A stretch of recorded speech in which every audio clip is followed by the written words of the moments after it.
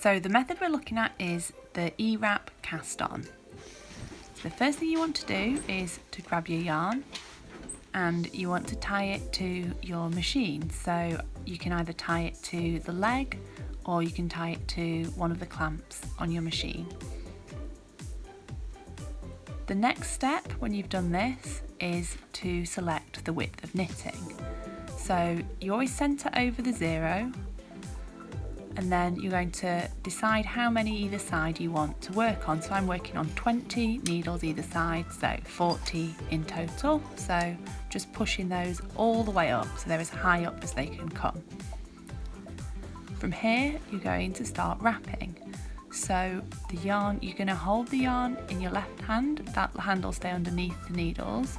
With your right hand you're going to bring the yarn up between 2 needles and then wrap it over and down. And then with your left hand you want to keep moving your hand along the yarn underneath as you go to keep some tension on the yarn. So you're just continuing this motion, bringing it up in between 2 needles, taking it over and then back down in between the previous 2 needles. And keeping that tension with your left hand underneath the whole time as well. Then you just repeat this all the way along. You'll see that some of the latches are fully open on the needles and some are part of the way open. It doesn't matter as long as they're not fully closed, because that'll be tricky. So now you've wrapped your yarn around all the needles that you're going to be working with, you want to pop it into the carriage. So just open that little door there, pop it in and then close it. And also check your stitch tension, stitch size at this point. You're now ready to knit across. So you're just going to knit over and you'll see that's taken the needles back down and it's knitted your first row.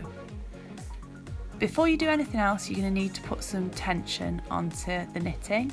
So we're going to take this little bit of yarn and pop it behind the gate pegs on the machine, and you're then going to attach your comb. So it's got little teeth on the comb, so they want to go into your first row of knitting. So you want to make sure you're not hanging it too high. If it's too high, it'll stick onto the machine and get caught when you knit across. So it should swing like that.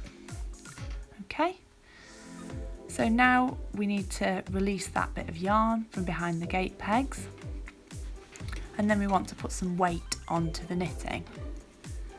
So we'll use little claw weights. So you want to hang 2 on for this kind of width of knitting, and you're just going to line those up with the edges of the knitting on your machine here. So just line it up there, perfect.